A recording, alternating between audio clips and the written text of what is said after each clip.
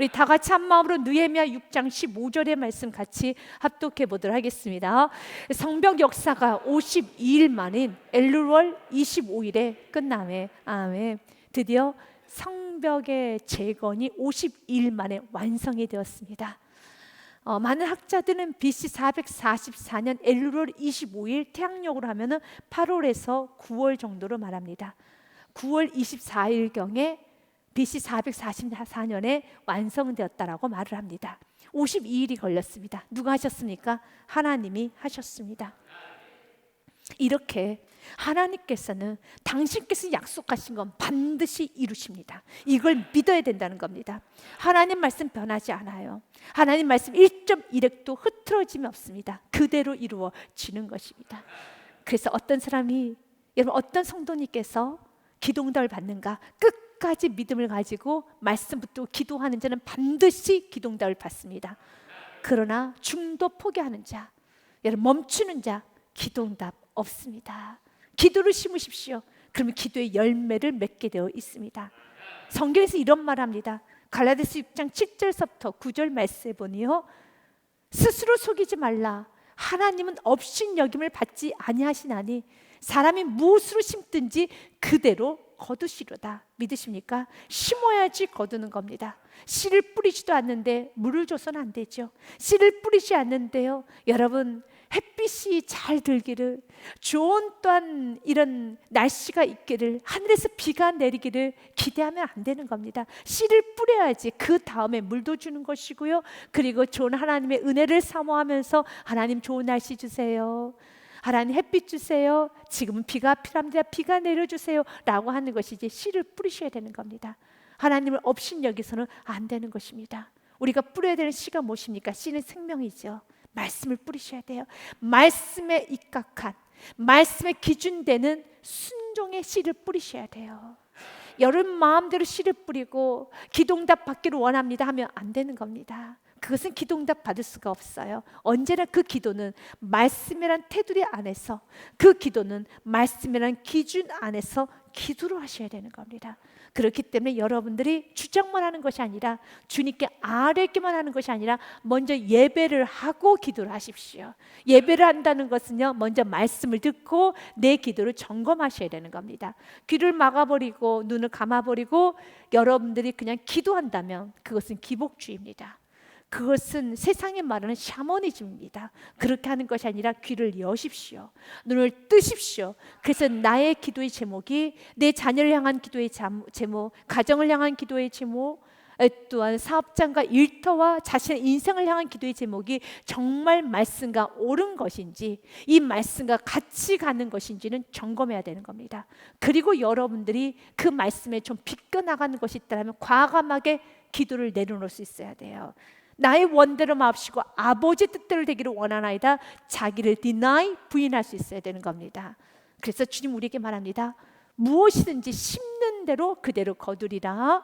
자기 육체를 위하여 심는 자는 육체로부터 썩어질 것을 거둘 것이고, 성령을 위하여 심는 자는 성령으로부터 영생을 거두리로다. 아멘. 여기서 두 가지가 있네요. 육체로 심는 자가 있어요. 그리고 또 성령으로 심는 자가 있습니다. 반드시 육체로 해서 심는 자도 썩어질 걸 거둬요. 또한 성령으로 해서 심는 자도 영생을 거둡니다. 거두긴 거둬요. 그래 내가 심는 걸 거두는 것입니다. 그렇기 때문에 잘 심으셔야 되는 겁니다. 오늘 본문의 말씀은 하나님 역사가 52일 만에 이루어졌지만 잘 심었던 자는 주님께서 칭찬하시지만 그 안에 하나님의 역사 가운데, 그 안에서 속이고 도비야와 산발락과 게셈 사람과 야합을 하면서 내통을 하면서 느헤미야가 주도하고 있는 성벽 재건의 과정에서 끊임없이 정보를 빼돌렸던 사람들의 이름이 지금 기록이 되어 있어요. 성벽이 재건되고 난 후에 하나님은 다 들춰내신다는 겁니다. 그때 어느 편에 섰는지, 하나님의 역사하심의 그 결과 앞에서 어느 편에 섰는지 하나님께서는 들추신다는 거예요. 오늘 갈라디아서 6장 8절 말씀처럼 성령을 위해서 심는 자는 성령부터 영생, 축복을 받게 될 것이고, 아무도 모르겠지. 아닙니다. 압니다. 52일간의 정신없이 성벽 재건으로 해서 하나가 되었습니다. 근데 모두가 다 하나 되지 않았네요. 도비아에게 정보를 내주면서 내통한 자가 있었어요. 그것을 오늘 성경 기록해 놓고 있어요. 50일 만에 완성되고 난 후에 그들의 이름을 기록해 놨다는 겁니다. 이건 굉장한 무서운 말씀이죠. 그래서 전도서 12장의 말씀, 마지막 장의 말씀에 보면 성경 우리에게 이렇게 말합니다. 일의 결국 마침을 다 들었으니 하나님을 경외하고 그들의 명령을 지킬지어다. 이것이 모든 사람의 본분이니라 라는 말씀으로 끝날 것 같지만 끝나지 않아요. 13절의 말씀, 14절의 말씀으로 전도서 12장의 말씀은 엔딩을 칩니다. 전도서 12장 마지막 장입니다. 마지막 장 마지막 절 말씀은 이렇게 맞춰집니다. 같이 읽겠습니다. 하나님은 모든 행위와 모든 은밀한 일을 선악간에 심판하십니다. 아멘. 사랑하는 여러분, 거두게 되어 있어요. 여러분 기도를 심었으면 기도로 거두게 됩니다. 여러분 의의 편에 심고, 여러분 어려울 때 여러분 하나님 편에 서고, 여러분 좀 하나님께서 역사하실 때 여러분들 하나님의 편에 서고 말씀 편에 서면 반드시 그 사람 축복하시는데, 바로 그때 여러분들이 하나님 편에 서 있지 아니하면 하나님은 언젠가는 그것을 반드시 들춰요. 너는 그때 어디 있었느냐라고 묻는다라는 겁니다. 52일간은 정말 다 같이 어려운 시기였어요. 어느 정도로 어려웠는지 여러분 아십니까? 느헤미야 4장 21절부터 23절 말씀에 보니 이렇게 바쁘게 움직일 때였어요. 하나님 나라 일에 굉장히 바쁘게 움직일 때가 있습니다. 우리가 이같이 공사하는데 무리의 절반은 동틀 때부터 별이 나기까지 창을 잡았으며 새벽부터 밤늦게 야밤까지 창을 잡고 있는 겁니다. 이렇게 바쁘게 있을 때, 그 바쁠 때, 그렇게 어려울 때 그때 무엇했느냐 주님 물어요. 그때 참여하셔야 돼요. 여러분 교회도 마찬가지입니다. 교회가 항상 바쁘진 않습니다. 교회가 항상 어려운 건 아닙니다. 그런 어려울 때가 있어요. 지금 이 시기는 교회가 어려운 시기입니다. 지금 이 시기는 정말 성도님들의 눈물에 기도를 해야 될 때예요. 지금 이 시기보다 교회가 어려운 시기는 없어요. 총체적 난국이라고 하는 시기입니다. 이때 주님은 보실 겁니다. 교회가 평온할 때가 있죠. 그런 여러분도 좀 느끼지 않습니까? 경제적으로도 어려워요. 교회만 어려운 건 아닙니다. 경제도 어렵고 사회도 어렵고 우리 아이들도 어려워요. 이렇게 어렵고 나라가 총체적으로 어려운데, 그때 그리스도인이 이렇게 어려울 때 기도를 등한시한다면, 그때 깨어있지 않고 예배를 등한시한다면 이제 그 어려움은 지나가요. 52일 만에 완성이 된 것처럼 평생을 여러분 동이 틀 때 별이 나기까지 창을 잡고 있지는 않아요.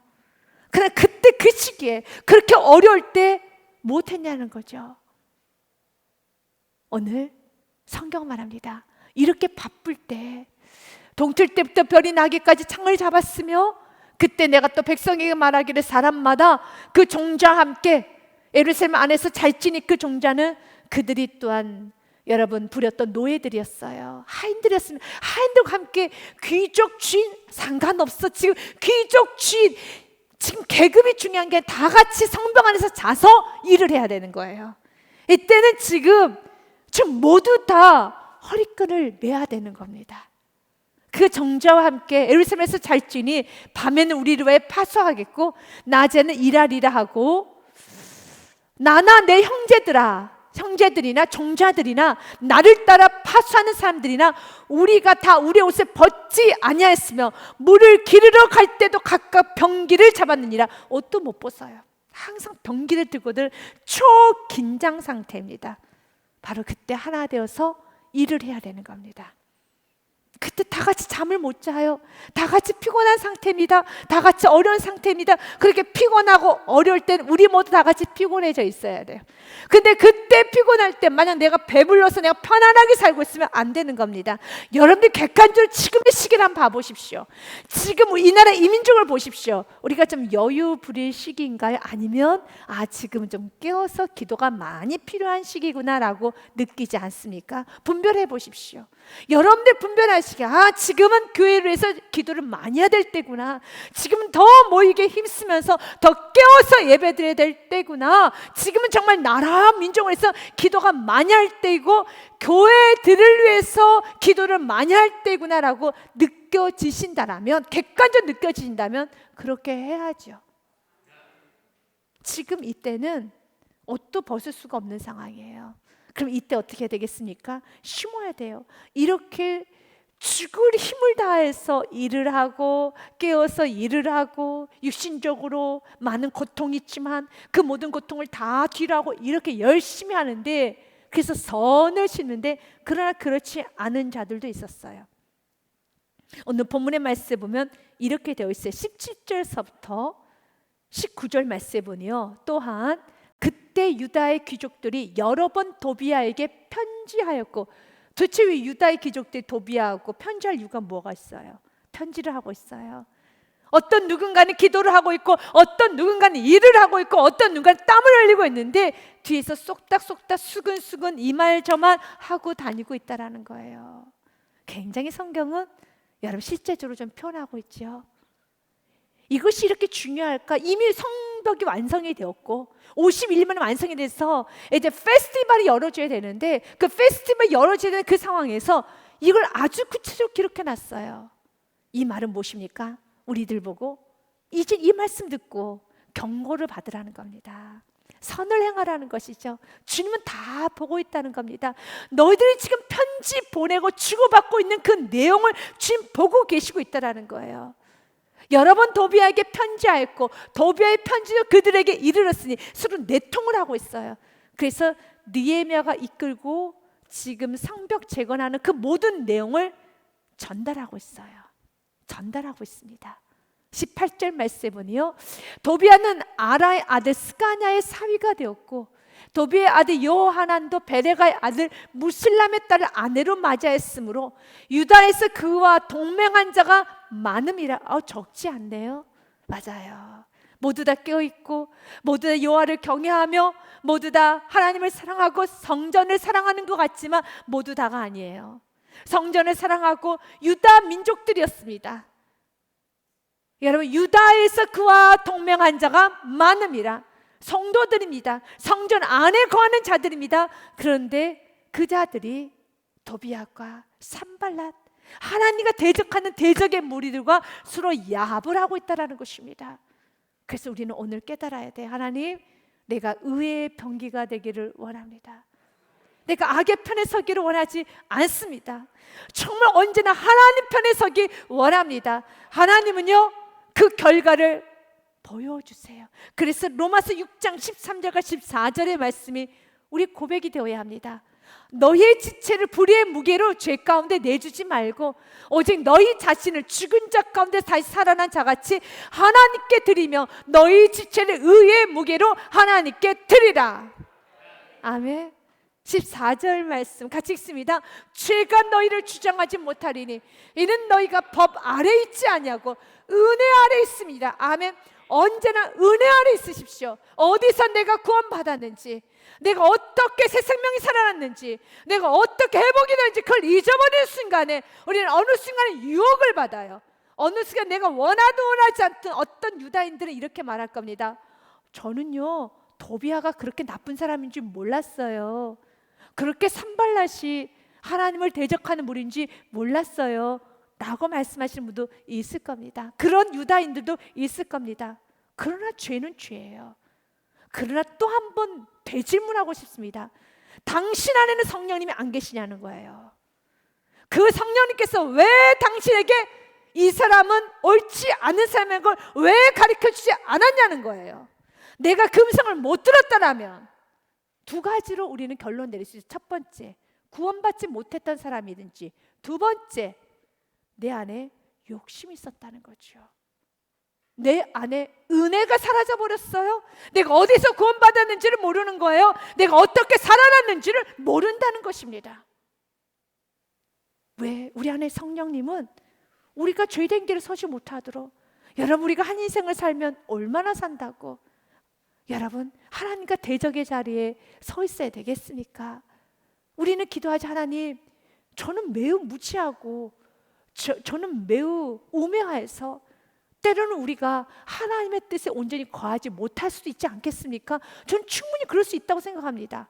그런데 나를 너무나 사랑하신 주님께서는 내가 너무 우매해서, 내가 그런 길을 가려고 기우뚱하여도 나에게 성령님은 너무 정확하게 나를 밝혀주세요.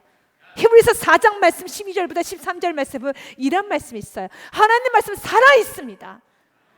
활력이 있고 좌우의 날선 어떤 검보다도 예리하여 혼과 영과 밑과 관절 골수를 찔러 쪼개기까지 하면 또 마음의 생각과 뜻을 판단해 주세요. 그래서 내 안에 계신 성령님을 찬양하셔야 돼요. 말씀을 들을 수 있는 것이 은혜 중에 은혜입니다. 얼마든지 우리는 기우뚱합니다. 참 무지했어요. 음해에서 정말 기우뚱합니다. 귀도 얇아요. 팔랑귀입니다. 여러분, 우리는 너무 욕심도 많아요. 이기적입니다. 걱정하지 마십시오. 여러분 안에 계신 진리의 성령님께서 안 돼, 분별하게 하여 주십니다. 여러분이 죄짓게 성령님이 방치하거나 무관심하거나 여러분 하지 않아요. 굉장히 사랑합니다. 사랑하는 부모님들이요, 자녀가 잘못된 길을 갈 때 그냥 우두커니 바라만 보십니까? 아니잖아요. 잘못된 길로 가면요, 여러분 잡지 않습니까? 강력하게 잡지 않습니까? 강력하게 잡지요. 소리 지르지 않습니까? 육신의 부모도, 부족한 사랑 갖고 있는 부모도 자녀가 그릇된 길로 갈 때 소리를 치고 그의 팔이 부러질 정도로 잡아 당깁니다. 잡아 당겨요. 그분이 육신의 부족한 사랑 갖고 있는 부모도 그렇게 하는데 완전한 사랑을 가지고 계신 우리 안에 계신 주님께서 우리를 방치한다고요? 그럴 일은 없죠. 그러나 그만큼 뿌리치고 가는 겁니다. 욕심이 그렇게 해서 그렇게 크면, 내 안에 생각이 크면은 성령의 음성을 들을 수가 없어요. 그래서 성경이 이렇게 말합니다. 하나님의 말씀 살아있어서 내 마음의 생각과 뜻을 판단하나니, 13절 말씀이에요. 같이 읽습니다. 지으신 것이 하나도 그 앞에 나타나지 않음이 없고 우리의 결산을 받을 시에 눈앞에 만물이 벌거벗은 같이 드러납니다. 아멘. 오늘 다 드러났잖아요. 이렇게 결과에 하나님의 역사하심의 결과도 드러났지만 그때는 동일하게 악인들의 결과도 드러나요. 하나님은 영광도 받으시지만 영광만 받으시는 것이 아니라 하나님은 그때 말합니다. 우리 결산할 거 결산해야지, 우리 정리할 거 있지, 정리를 하세요. 그때 하나님은 들추십니다. 들추세요. 그래서 갈라디아서 6장의 말씀을 마지막 부분을 보기 원합니다. 우리가 육체를 위하여서 여러분 심으면 썩을 것을 거두고 성령을 위해서 심는 자는 성령으로부터 영생을 거두기 때문에, 그러니 우리는 어떻게 살아야 되겠습니까? 선을 행할 때 낙심하지 맙시다. 반드시 보상은 있습니다. 같이 9절 말씀 읽습니다. 우리가 선을 행하되 낙심하지 말지니 포기하지 아니하면 때가 이름에 거두리라. 아멘. 기도응답은 포기만 하지 않으면 때가 이르면 거두게 되어 있습니다. 솔로몬이 성전을 건축하고 난 후에 하나님 앞에 이렇게 높이 올려드립니다. 이스라엘 백성들 앞에서 찬송을 하는데 이렇게 말합니다. 열왕기상 8장의 말씀은 성전 건축을 다 완성하고 난 후에 솔로몬이 이스라엘 백성들 앞에서 축복하며 하나님을 높이는 기도입니다. 서서 큰 소리로 이스라엘을 온 회중을 위하여 축복하며 이르되, 56절 말씀 같이 읽습니다. 여호와를 찬송할지로다. 그가 말씀하신 대로 그의 백성 이스라엘에게 태평을 주셨으니 그정 모세를 통해서 물은 말씀하신 그 모든 좋은 약속이 하나도 이루어지지 아니함이 없도다. 아멘. 이런 말씀을 외워도 참 좋을 것 같아요. 외워보십시오. 자꾸 10번이고 20번이고 100번이고 묵상해 보십시오. 묵상하면 묵상할수록 여러분의 가슴 뜨거워져서 기도해야지 기도하고 싶다 또 기도해야지 하는 마음이 생길 겁니다. 그래서 말씀을 읽으셔야 돼요. 말씀을 읽어야지만 기도의 자리에 나올 수 있어요. 말씀을 안 읽으니까 기도의 자리에 못 나오는 거예요. 무거운 거예요. 10번만 읽어보십시오. 기도해야지, 내 새벽 기도 가야지, 기도해야지 라는 생각이 들지 않겠습니까? 여호와를 찬송할지로다. 그가 말씀하신 대로 그의 백성 이스라엘에게 태평을 주었으니 그정 모세를 통해서 물은 말씀하신 그 모든 좋은 약속이 하나도 이루어지지 아니함이 없도다.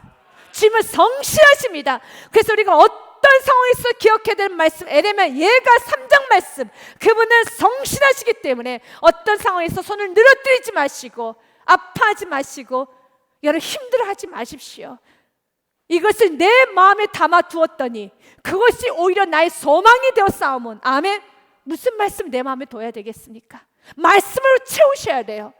어려면 어려울수록 우리가 사는 세상은 결코 쉬운 게 아닙니다. 사단이 공중권세 잡고 있습니다. 지금도 사단은 지금요 너무 열심히 우는 사자와 같이 삼킬 자를 여러분 찍고 파괴하고 무너뜨릴 가정을 지금도 두루 삼킬 자를 찾아다니고 있어요. 그러나 두려워할 필요가 없어요. 여러분, 하나님은 신실하게 당신께서 약속하신 말씀은 당신의 명예를 걸고 이루십니다. 우리가 마음에 담아야 되는 말씀은 22절의 말씀이에요. 여호와의 인자와 긍휼이 무궁하심으로 우리가 진멸되지 아니합니다. 우리는 망할래야 망할 수 없는 존재들이에요. 여러분의 자녀는 절대로 무너질 수 없는 존재입니다. 왜요? 주 예수를 믿으라. 그러면 너와 내 집이 구원을 얻으리라. 기도하는 부모가 있는데 왜 자녀가 망합니까? 이렇게 기도하는데 누가 내 자녀를 건듭니까? 그 누구도 건들지 못해요. 믿으셔야 돼요. 그러면 어떻게 해야 되겠습니까? 선을 행하되 낙심하지 말지니 때가 되면 반드시 이루리라는 말씀 믿고 선을 행합시다. 씨를 뿌립시다. 오늘도 눈물로 씨를 뿌립시다. 주님을 성실하십니다. 여호와의 인자와 긍휼이 무궁하심으로 우리가 진멸되지 아니함이니라. 23절 말씀 같이 읽습니다. 이것들이 아침마다 새로우니 주의 성실하심이 크시도소이다. 아멘. 아침마다 새로우니 데일리 너무너무 새롭다라는 겁니다. 주의 성실하심이 아주 크십니다. 날마다 주님 일하십니다. 성실하신 주님께서 성실히 일하시니 우리도 성실하신 주님의 자녀로서 성실하게 기도하고 성실하게 충성스럽게 살아가는 우리의 삶이 되어야 돼요. 성실하면 능력입니다. 오늘 주님께서는 꼬박꼬박 말을 하네요. 주님께서는 다 보고 계셨네요. 그들이 편지로 서로 주고받았던 모든 내용들, 지금으로 말하면 전화로, 카톡으로, 어떤 모임에서 내통했던, 기도할 때 기도하지 않고 부정적으로 말했던 것들, 또한 여러분 수근수근했던 것들, 여러분 여러 가지 믿음 없는 행동 말들을 주님은 보고 계셔요. 어떻게 내가 그랬는데, 사랑하는 여러분, 그래서 오늘 말씀을 통해서 십자가로 나오십시오. 판단받기 전에 이 말씀을 듣고 십자가로 가지고 나오세요. 내가 주님께서 이렇게 일하실 때 내가 주님 편에 섰는가 다시 한번 돌아보시고, 주님 편에 서지 못했던 시간이 있다면 회개하시고 십자가로 나오면 됩니다. 주님 용서해 주세요. 내가 은혜 아래 있지 않았습니다. 은혜 아래 있었으면 됐었는데 은혜 아래 있지 아니했네요. 그러면서 19절의 말씀에 보면 그들이 했던 모든 건 다 거짓이었습니다. 그들이 도비아의 선행을 내 앞에 말하고, 그러니까 누구 편을 드냐면 도비아 편을 드는 거야. 유다 사람들이 느헤미야에게 이렇게 말한 겁니다. 도비아가 우리를 도우려고 하는 거예요. 도비아가 우리가 도우려고 하는 겁니다 라고 하면서, 아니 느헤미야 편을 들어야 되는데 이 유다인들이 느헤미야 편은 들지 않고 도비아의 편을 들고, 도비아가 괜찮은 사람이라고, 도비아가 불쌍하다고. 느헤미야가 불쌍합니까? 도비아가 불쌍합니까? 느헤미야가 지금 이렇게 힘들게 일하고 있는데 오히려 도비아 편에서 도비아의 선행을 읊고 있어요. 유다 사람들이 도비아를 지금 정말 여러분 죄를 정확히 지적하면서, 여러분 도비아하고는 절대로 하면 안 됩니다 라고 느헤미야에게 힘을 줘야 되는데, 도비아 편을 들면서 도비아가 불쌍하다는 둥, 도비아가 착한 사람이라는 둥, 도비아는 괜찮은 사람이고 도비아는 믿을 만한 사람이고 자꾸 도비아에 대해서 집중하는 거예요. 도비아의 선행을 내 앞에 말하고 또 내 말도 그에게 전하매 도비아가 내게 편지하여 나를 두렵게 하고자 하였느니라. 사실적으로 느헤미야가 이렇게 딜이 왔었습니다. 느헤미야 6장 말씀에 보면은 여러분 19절 6장 6절서부터 9절 말씀에 보니요, 이제 도비아와 산발랏이 이렇게 편지를 보냅니다. 내가 너 도와줄게. 지금 아닥사스 왕이 유다 사람들이 특별히 느헤미야 당신을 중심으로 해서 반역, 쿠데타를 일으킨다는 소문이 쫙 퍼졌어. 그리고 너 왕이 된다면서 왕이 되려고 지금 준비한다고 소문이 쫙 퍼졌어. 내가 도와줄게 라고 말하는 겁니다. 그 글에 이르기를 이방 중에도 소문이 있고 가스무도 말하기를, 가스무는 게셈 사람을 말합니다. 너와 유다 사람들이 모반하려고 하여 성벽을 건축한다 하니 내가 그 말과 같이 왕도 되려고 하는도다. 또 내가 선자를 세워 예루살렘에서 너를 들어 선전하기를 유다의 왕이 있다가 했으니 지금 이 말이 왕에게 들릴지라. 여기서 왕은, 그러니까 유다 안에 지금 자체 왕을 세웠어. 그 왕은 느헤미야고, 그 말이 누구의 귀까지 들려왔느냐면 왕에게 들릴지라는 바로 아닥사스다 왕, 페르시아가 그 당시에 이렇게 다 지배하고 있는 지배국가 아닙니까? 그 페르시아 군주에게도 들어갔어. 큰일 났다. 그런즉 너는 이제 오라, 함께 의논하자, 내가 도와줄게. 이렇게 해서 도비아가 이렇게 여러분 느헤미야를 끌고 가려고 했었어요.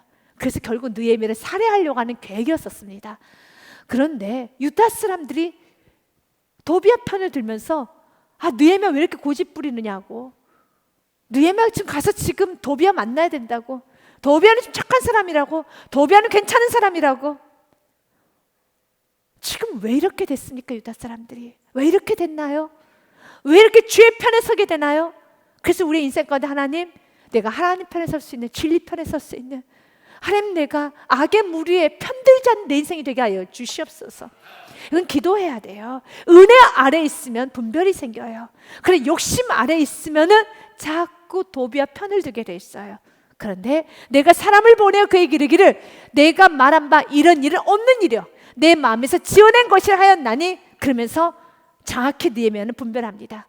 이는 그들 다 우리를 두렵게 하고자 하여 말하기를 그들의 손이 피곤하여 역사를, 이 성벽 재건을 중지하고 스탑시키고 이루지 못하리라 함이라. 이제 내 손이 힘있게 없어서 오히려 느헤미야는 기도합니다. 느헤미야는 기도합니다. 그리고 성전은 완벽하게 완성이 됐죠. 이게 결론이에요. 그래 이렇게 성전도 완성이 됐고 느헤미야는 기도로 충만하면서 믿음으로 이 모든 난제를 다 이겼어요. 그러나 이렇게 도비아 산발렛 편에 선 유다 사람은 도대체 왜 이런 인생을 사느냐 이겁니다. 이런 인생 살지 맙시다. 주의 편에 섭시다. 결과는 다 드러났어요. 하나님의 역사도 이루어졌습니다. 여러분 느헤미야는 이런 어려움에 이겼습니다. 그러면 도대체 이 유다 사람들은 왜 이런 비참한 삶을 살았고 비참한 결과를 얻게 되느냐, 이것입니다. 우리는 느헤미야 편에 서야 되는 거예요. 느헤미야처럼 살아야 되는 겁니다.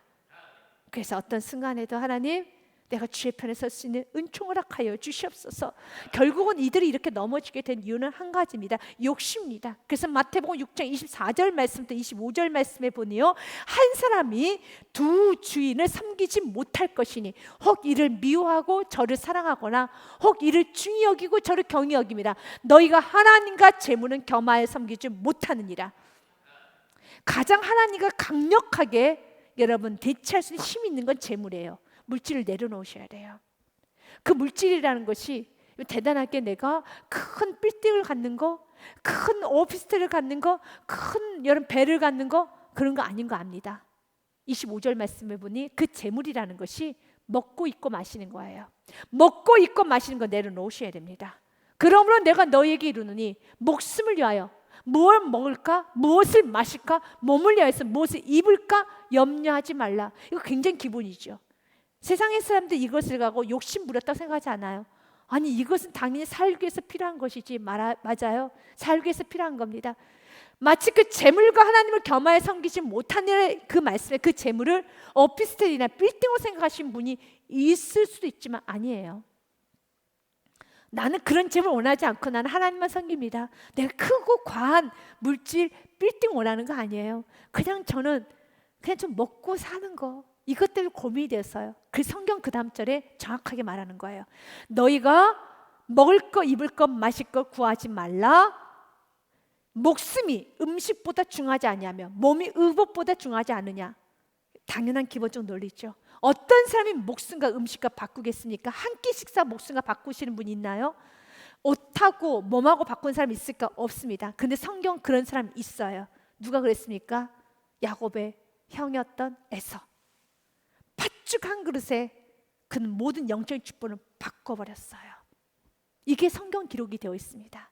결국 내가 한 끼를 포기하지 못하는 거, 내가 옷을 포기하지 못하는 거, 바로 내가 세상에서 말하는 이것이 욕심은 아닌데 기본인데, 그래서 그 누구도 욕심이라고 말하지 않죠. 그러나 주님 말합니다. 목숨과 바꾼 것이야. 내가 은혜를 놔버리면, 내가 어떤 순간에도 은혜를 뒤로하면 그 은혜가 내가 조그만 시간을 포기하지 못해서 아주 조그만 물질, 조그만 의복, 조그만 먹을 거, 이거 앞에서 은혜를 놔버린 순간에 그 은혜는 내 목숨인 걸 기억하셔야 돼요. 그래서 주님께서는 우리가 재물과 하나님을 겸히 섬길 수 없습니다. 어떤 것 때문에 탈분 없어요. 어떤 것도 내가 주님의 길 가는데 내가 더 예배 자리에 나가고 내가 주님께 집중하고 내 마음에 갈등을 일으킨 요소를 과감하게 잘라버리셔야 되는 겁니다. 그래서 고린도전서 5장 7절 말씀에 이렇게 말합니다. 같이 읽습니다. 너희는 누룩 없는 자인데 새 덩어리가 되기 위하여 묵은 누룩을 내어버리라. 우리의 유월절 양 곧 그리스도께서 희생하셨느니라. 아멘.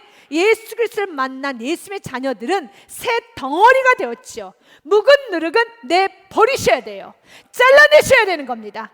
어떤 것 때문에 지금 여러분이 굴렁쇠를 매달고 있는 것처럼 느릿느릿 걸어가고 있습니까? 무엇 때문에 느릿느릿 걸어가고 있습니까? 그 굴렁쇠를 잘라버려야 되는 겁니다. 제거하고 내어버려야 되는 것입니다. 그렇지 아니하면 그 귀한 성령의 역사 가운데 자신도 원하든 원하지 않든 자꾸 도비아 편에 서게 돼요. 산발라 편에 서게 됩니다. 산발라 사람들이 이해가 돼요. 이해될 사람이 아니죠. 무시해야 되죠. 비판해야 되죠. 멀리해야 되는데 이상하게 도비하고는 말이 잘 통해요. 산발라과 친해져요. 점점 산발라 사람이 되어가고 있어요. 이제는 어디까지 됩니까? 성경은 이렇게 말합니다. 그들이 서로 통혼을 했다고. 내 자녀들까지 다 내어줘요.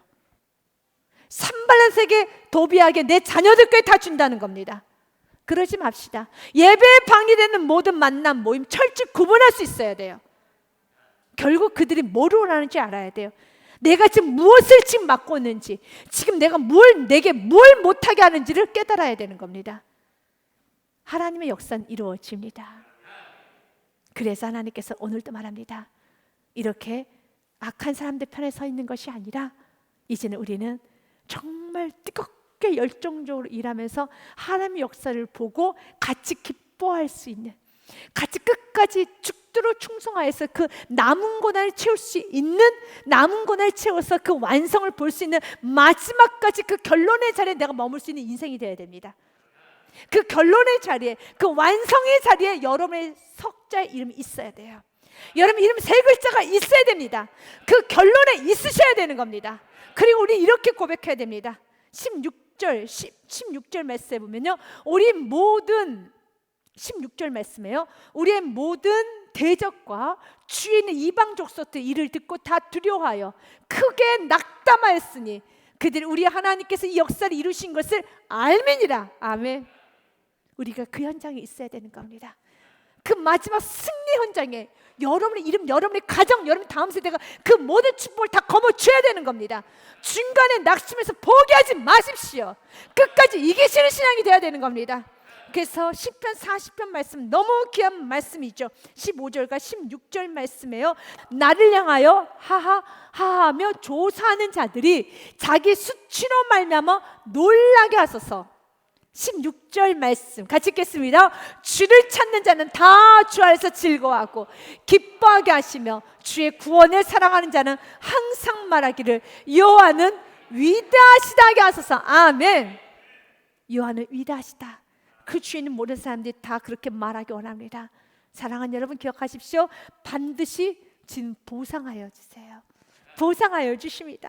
그러면서 느헤미야는 오늘 모든 성벽을 마치고 난 후에 하나님께서는 그 안에서 충성되었던 자들을 높이시고 그 안에서 내통하면서 그 안에서 도비와 산발라 편에 서면서 있었던 사람들을 하나님께서 또 다 주십니다. 여기서 그들은 끝나요. 그리고 하나님은 그 다음에 새 역사를 이끌어갑니다. 이것이 느헤미야 7장 말씀에 보면 이제 성벽이 재건이 되고 난 후에는 지켜야 되는 겁니다. 사랑하는 여러분, 주님께서 은혜를 주시면 그 은혜를 지킬 수 있어야 돼요. 주님께 주신 은혜를 열매로 영광 올려드리기 위해서는 깨어 있어야 되겠습니다.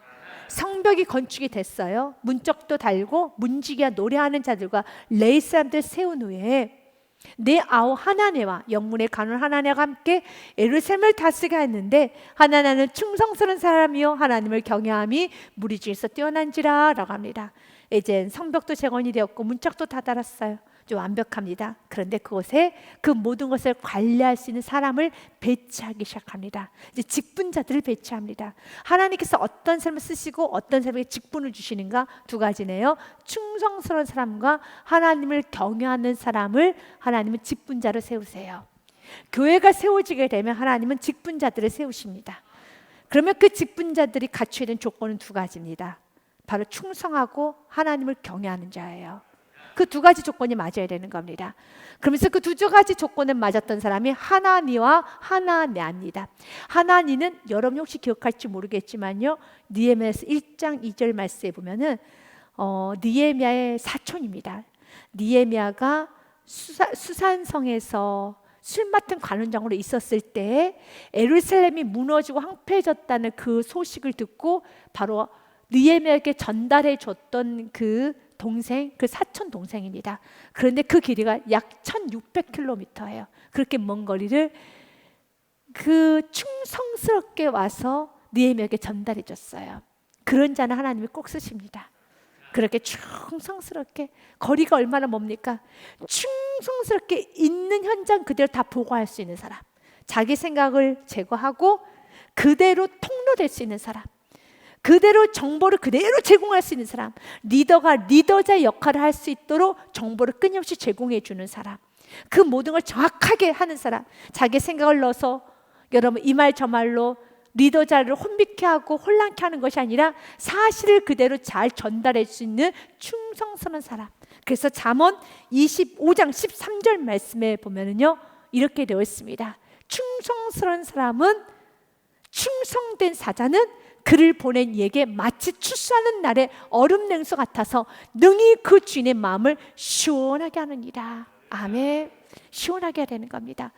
시키면은 1300km가 멀어도 끝까지 그것을 완수할 수 있어야 돼요. 중간에 멈춰서 힘들다고 덥다고 해서 딴 길로 가버리는 것이 아니라, 멈추는 것이 아니라 끝까지 가서 잘 전달하고 정보도 가지고 올 수 있는 그런 충성스러운 사람, 그런 자를 하나님은 쓰십니다. 또한 두 번째로 경외하는 사람을 쓰시네요. 경외는 첫째 하나님을 경외하는 사람이에요. 두렵고 떨림으로, 하나님을 두렵고 떨림으로 섬기는 사람이 지도자가 되는 겁니다. 하나님을 만으로 여기고 말씀을 가볍게 여기고, 하나님 말씀이 선포되었음에도 불구하고 성령님이 지금 내 마음에 두근두근하고 내 마음에 관여가 있음에도 끝까지 버티는 사람 직분자 못 됩니다. 직분자는 하나님 말씀을 두렵고 떨림을 섬길 수 있어야 돼요. 내 안에 계신 성령님께서 나를 두근두근하게 하면 그 말씀 앞에 엎드리는 사람이 직분자가 돼야 돼요. 그러나 내 안에 계신 성령님이 두근두근하여도, 내 안에 계신 성령님이 관여하여도 끝까지 사람이 모르니까, 여러분 가면을 쓰는 것이 아니라, 여러분 사람들은 내 속을 모르니까 이중적인 삶을 사는 것이 아니라, 직분자는 항상 성령님 앞에 진실해야 돼요. 성령님 앞에 진실한 사람이 직분자가 돼야 돼요. 그러지 않으면 썩습니다. 그런 사람이 앞에서 리더가 되고 앞에서 직분을 맡고 앞에서 무엇인가 지도를 하게 되면 그 공동체는 썩어 나가는 겁니다. 그래서 가면 쓰지 않는 사람, 부족한 모습 그대로 있는 모습을 고백할 수 있고 죄를 드러낼 수 있는 사람, 자신의 죄를 고백할 수 있는 사람, 또 죄가 드러나면 언제든지 주님 잘못했습니다, 어린아이처럼 다윗처럼 여러분 돌이킬 수 있는 사람. 가장 큰, 여러분 주님께서 교회라는 조직 안에서 여러분 본다라면 큰 직분 중에 하나가, 목회자라는 직분이 어떤 교회라는 조직 안에서는 큰 직분이기도 하겠죠. 목회자에게서는 두 가지가 있어야 되겠죠. 충성과 경외입니다.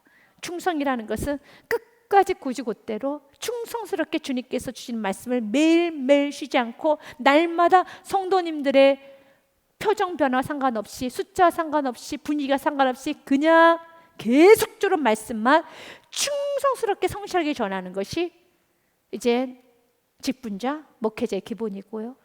두 번째로 하나님을 두렵고 떨림으로 섬겨야 되는 겁니다. 하나님이 나에게 관여하는 말씀이 있죠. 여러분에게만 관여하는 건 아닙니다. 저에게도 관여하는 말씀이 있죠. 그 관여하는 말씀 앞에서 자꾸 제가 돌이켜야 돼요.